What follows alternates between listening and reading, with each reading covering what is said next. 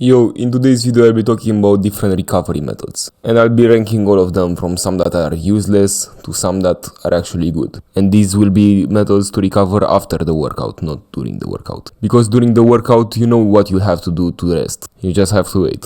So I'll be starting off with using a foam roller. This one can reduce your soreness for a slight moment, but it's not something significant. And long term, using a foam roller doesn't really work. It's more of a short term solution. And if you always feel the need to use a foam roller, you're doing something wrong somewhere. Because your back shouldn't feel tight normally. And you should attack the root cause of this problem, which is usually your posture. If you have bad posture and you're using a foam roller, you're not really going anywhere. So have good posture and stop using a foam roller. And as far as the soreness side is concerned, yeah, foam rollers can help in the short term a little bit, but they're not that good. You're mostly wasting your time using a foam roller, because there are other better ways to recover. Now, if you did something one time that got you really sore, you might want to use it. But I'm saying that you shouldn't make a habit of using the foam roller. If you got really sore because you did something that you don't do every day, like you ran a marathon or something and you're very sore, then yeah, you should use a foam roller, but it shouldn't be a part of your weekly or daily routine. And even in the case where you got sore from running a marathon, a foam roller won't help that much, and other methods on this list will help you much more. So for that, I'll put it in C tier. It's not the worst thing in the world, but it's kind of a waste of time. Next up, we have massage guns. They're pretty similar to foam rollers, they do basically the same thing, but you can't use a foam roller with everything, and you can be more specific with massage guns. But they're expensive and they're not that good, just like foam rollers. They do alleviate soreness a tiny bit, but like I said, I feel like you should only use them when you are really sore. When you do something very different from your usual routine. I did use a massage gun at some point when my biceps were very sore because I did a new exercise, and I went really hard on it on the first day. And by the way, as a side note, when you switch out an exercise, you don't want to go to failure on the first day that you do it. You might want to keep a rep or two in reserve, and you can start going to failure on the following weeks. Because you might get so sore that you can't even recover for your upcoming workouts. So keep that in mind when you switch out an exercise. And especially don't do what I did, which is going beyond failure on a brand new exercise. I think I did some drop sets or something, or maybe a rest pause. And that made me very sore. The massage gun helped, but not that much. So I'll put this one in C tier as well. I'd only use these two when I really need them. So if I do something stupid and switch out an exercise and go very hard on it the first day. Or if I do something very unusual, which is like running a marathon or something. Even though the act of running a marathon is not hard on the legs, you're still gonna feel sore because you're gonna use muscles that you've never used before in that way. But yeah, keep these as a last resort. And by the way, I don't have this on the list, but massages are pretty similar to these two as well. Even though to me they're slightly better. Because a massage could relax a muscle in more ways than just a pumping motion, like a massage gun, or a rolling motion like the foam roller. And they can help you a bit more in reducing soreness. They're not on this list though, I forgot to put them, but they would be B tier. Or maybe they would be the best in C tier. Now next up we have saunas. Saunas are pretty good for recovery. Not because they will reduce soreness or something like that instantly, but by going to a sauna you relax, which will boost your hormones and your recovery. And sure, they might be worse when it comes to managing soreness, but you shouldn't feel sore all the time anyways. This tier list is not about the best way to reduce soreness, it's about the best way to boost your recovery, which is different. Because these things won't really help your recovery. They will help with soreness, but not with recovery. When you don't feel sore, these things are pretty much useless. However, a sauna will help your recovery to not feel as beat up. Will boost your recovery so that you can feel more energized. So to me, saunas go in B tier. They're not magical as some people say, but they are good. They will help your recovery in the long term. And similar to saunas, we have stress management. This is something that you gotta do yourself though, this is not a tool. Unlike saunas where you go to some place. But obviously being less stressed will help your recovery. Because when you're in a calm, relaxed state, your body will just function better. And so your recovery will be better. So this is going into the S tier. Of course, this is something that you always have to work on. And some days will be more stressful than others. And you can't eliminate all the stress. But just try to be more relaxed. And don't worry so much about everything. Next one is sleep.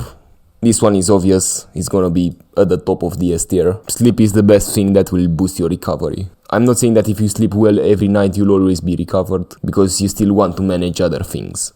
But for the most part you'll be good, because if you sleep well but you're stressed, you might still not recover as well. Though I don't know how you could sleep well if you're very stressed. They kind of go hand in hand. So in that case, if you sleep well, you're pretty much golden. Of course, there is a limit to how much you recover from the stress that you put on it when you're working out. Obviously, if you do 50 sets per muscle group per week, it doesn't matter how much you sleep and how good your stress management is. You're still not gonna be recovered. So that's why volume is also S tier. Because if you want to recover, you might want to reduce your volume. Sometimes you have to do that. Because many people will find out that if they keep piling on volume without learning how to progress, because when they get stuck in a plateau, they keep adding more sets and more exercises, they'll find out that they can't recover. No matter if they do everything on this list. They just can't recover. Because there's still a limit to how much volume you can handle. So that's why I always say that you should keep your volume as little as possible. And you keep the idea of adding volume in your arsenal. And when you don't progress, you might want to think about it. But if you progress just fine, why would you add more volume? And even then, even if you're stuck on a plateau, adding volume shouldn't be the first thing that you think about. It actually should be the last thing you should think about. Because this impacts your recovery as well as how much time you spend at the gym. You don't want to be there for 3 hours. So keep your volume as low as possible. Between 6 to 16 sets per muscle group is ideal for most people. Below that, and yeah, it might be too low, and more than that, you gotta ask yourself, do you really need it? Because you probably don't. But yeah, of course, if you lower your volume, you will boost your recovery. Because you'll be lowering your fatigue. But you don't always want to lower your volume. You should though if you feel like you don't really need it. It's sometimes good to flush out some of your volume in your program. The volume that kind of feels like junk volume, where you're not trying so hard. And focus more on the high quality volume and your intensity. But yeah, enough of that rambling, let's talk about cold showers now. People who talk about cold showers are either very happy about them or they say that they suck. There's not really an in-between answer. And they are pretty subjective. Some people experience great benefits from them, others don't. But I'll say this, they're neither magical nor they're the worst thing ever. They won't transform you either way. But I don't hate on them, I actually take cold showers.